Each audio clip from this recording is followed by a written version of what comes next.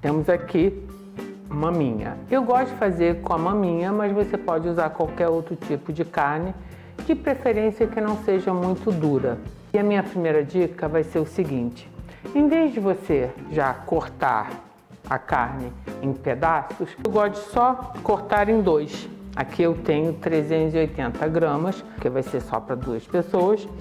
E por que eu vou dizer isso? Porque a carne vai precisar ficar marinando com legumes no vinho, porque é usado o vinho tinto.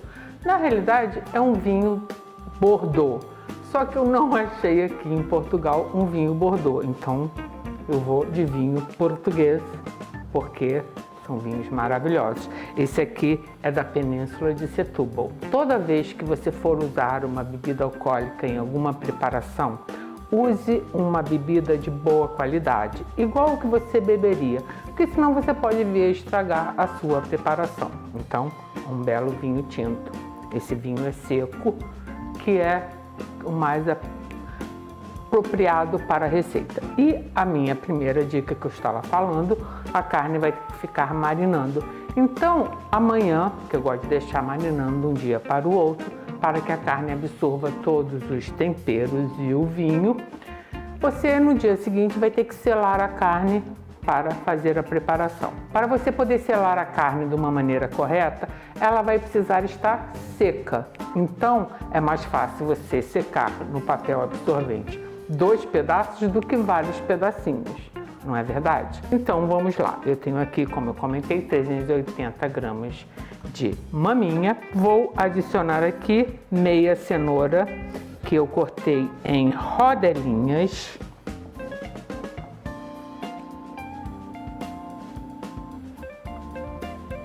Eu tenho aqui também um talo de aipo pequeno, umas folhinhas.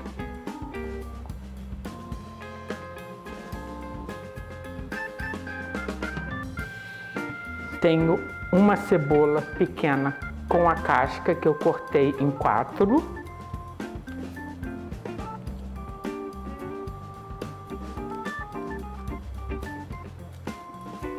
E tenho também 4 dentes de alho que eu higienizei com a cebola e cortei em pedaços irregulares.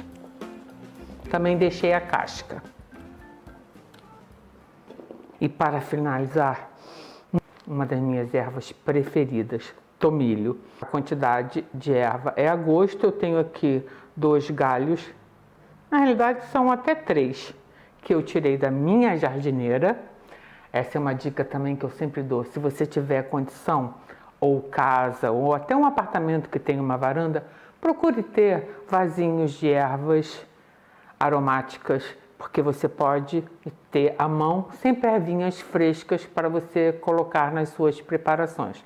Mas você pode usar outra erva, no caso um alecrim, você pode usar também um orégano, uma sálvia, ervas assim que tenham uma grande quantidade de óleo essencial.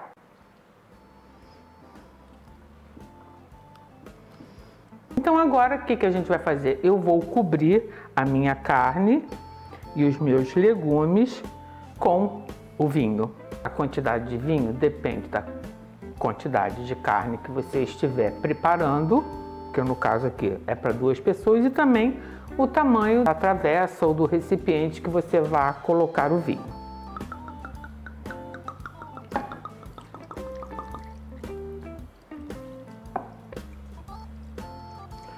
E foi a garrafa todinha. Porque a carne ela tem que ficar submersa no vinho para poder então pegar todo o sabor do vinho e amanhã a gente preparar. Já temos aqui uma mistura de aromas divino. Uma tampa, porque vai para a geladeira, para evitar que tenha algum acidente, que absorva algum cheiro que tenha na geladeira, ou mesmo algum acidente de cair alguma coisa na sua marinada. Então eu vou fechar aqui o meu pote e amanhã então a gente volta para preparar a nossa receita. Até lá!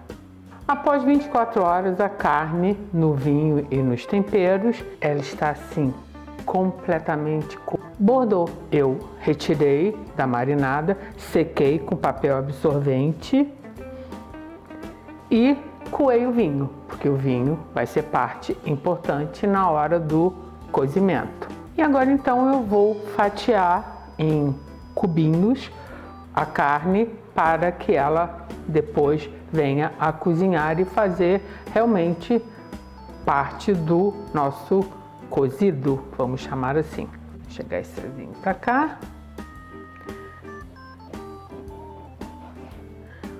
Olha só, por dentro ela ainda está vermelha, mas o vinho tomou conta. Então agora nós vamos cortar os cubinhos. É uma carne bem macia, maminha de alcatra, e isso vai ajudar a que não precise cozinhar demasiadamente, assim ela vai estar suculenta. Procuro cortar mais ou menos os pedacinhos do mesmo tamanho, não só pelo lado visual, como também para que eles fiquem prontos ao mesmo tempo.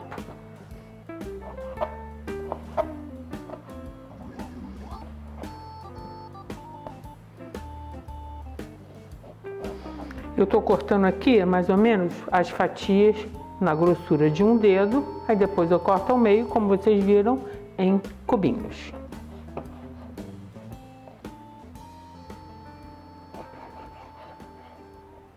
Eu tenho aqui agora uma panela que está bem quente e eu vou dourar bacon. Vou adicionar um fio de óleo, no caso azeite, para que ajude a fritura. E tenho aqui 100 gramas de bacon que eu cortei em fatias.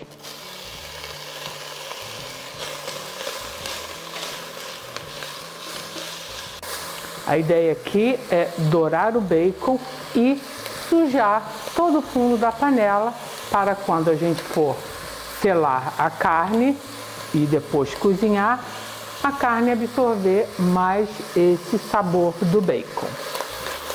Bacon douradinho, a panela completamente incrustada pela gordura do bacon, é hora de retirar e colocar aqui num prato com papel absorvente para retirar o excesso de gordura. Eu deixei o excesso de gordura que foi liberado pelo bacon no fundo da panela, mas eu vou precisar de mais um pouco de gordura para selar a minha carne, que eu não vou colocar de uma vez só. Eu vou colocando aos pouquinhos para que não dê água, porque o que eu quero é que ela sele e fique com gostinho de douradinho. Então, para isso, eu vou já temperar a minha carne aqui. Vou colocar azeite, um fio de azeite e vou dar uma bela misturada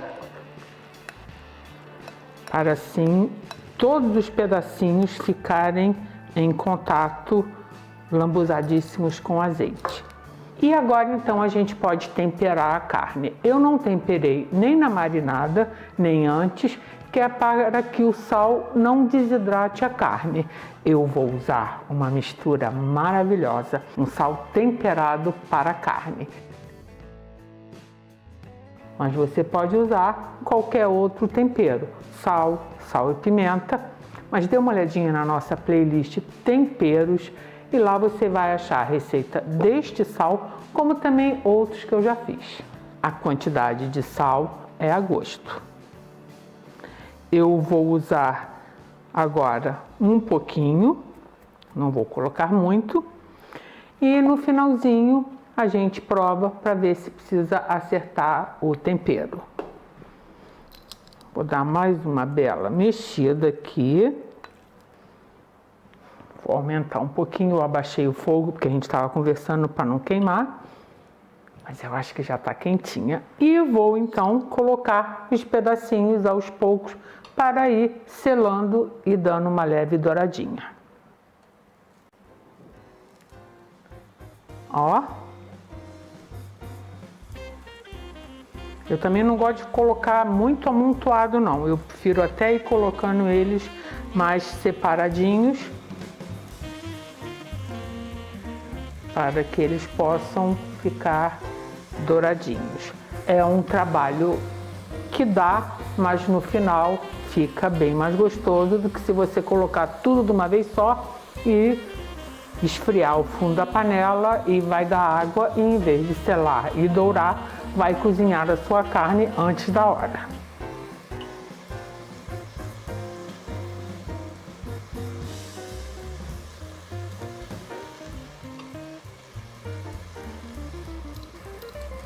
Eu também não fico mexendo muito nos pedacinhos não, viu, gente? Eu deixo eles quietinhos, aí quando eu vejo que eles já estão começando a ficar douradinhos, aí sim eu mexo em tudo, mas no começo deixa quietinho, segura a vontade de ficar mexendo. Já tem aqui um outro pirex, que é para ir tirando depois os que estiverem prontos, porque a gente nunca deve misturar carne crua com carne cozida para evitar a contaminação cruzada.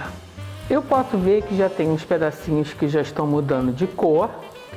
A gente não está vendo o douradinho porque a carne está toda bordô, mas tem já uns que já estão ficando bem douradinhos. Então agora nós podemos sim, com a escumadeira, misturar tudo para que os outros entrem em contato com a panela quente e dê uma dourada. Então, vamos lá mexer tudo.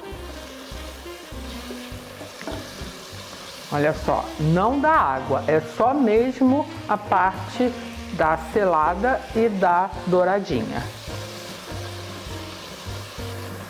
E conforme você vai esfregando o fundo da panela, os pedacinhos vão retirando toda a sujeirinha que o bacon deixou e vão ficando impregnados com o sabor do bacon. E podemos então retirá-los e continuar com o nosso processo com o restante da carne.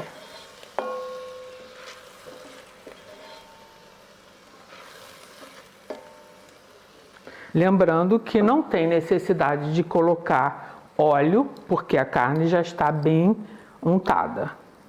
Agora que a última leva já foi selada, a gente pode então juntar os outros pedacinhos. Aí já fez um caldinho divino. E vocês estão vendo? Olha só, o fundo da panela está quase limpinho. E vou colocar aos pouquinhos 3 colheres de sopa de farinha de trigo. Vou colocando assim aos pouquinhos e vou misturando, porque a ideia agora aqui é que essa carne fique mais ou menos coberta com um pouco da farinha.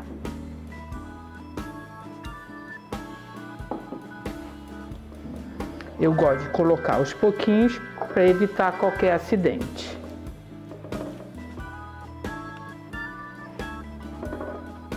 Essa técnica vai fazer depois com que o nosso caldo fique encorpado.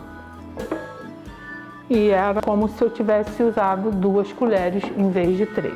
Às vezes a carne está mais sequinha ou molhada, e isso é que vai determinar a quantidade de farinha. Agora que elas estão bem, como direi, cobertas com a farinha, é hora da gente colocar o vinho. Eu vou também colocar o vinho aos pouquinhos. Agora eu posso aumentar um pouco o meu fogo.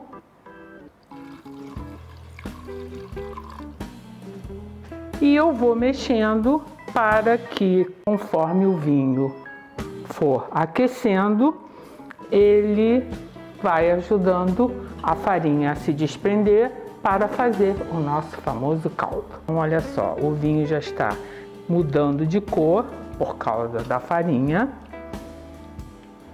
Vou colocar mais vinho, porque agora a ideia aqui é cobrir a carne para que ela cozinhe no vinho. Vou colocar só mais um tiquinho de vinho.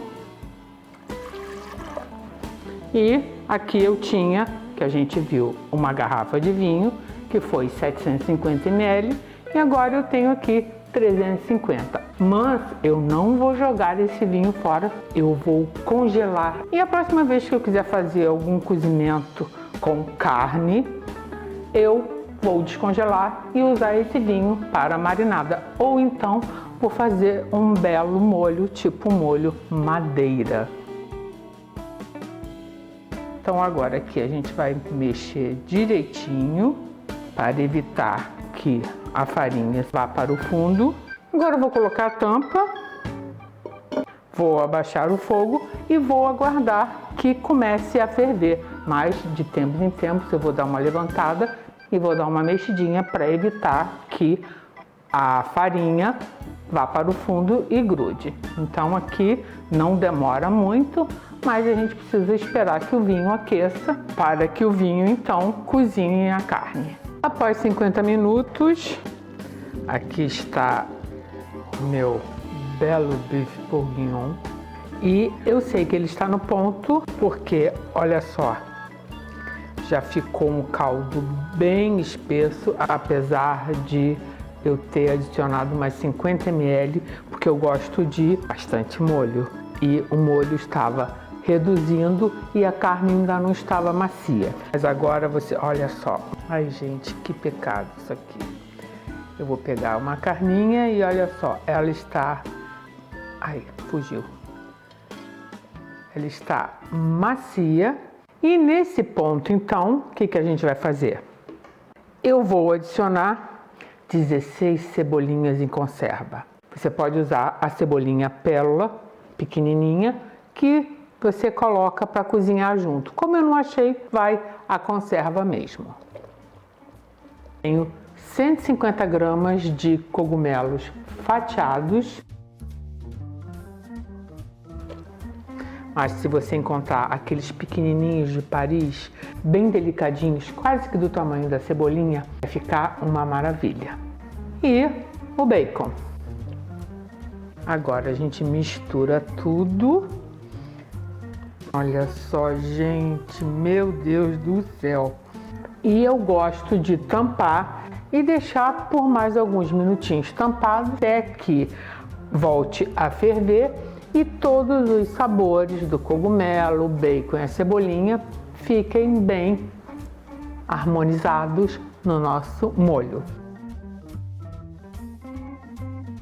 E aqui então está o meu bœuf bourguignon completamente aromático.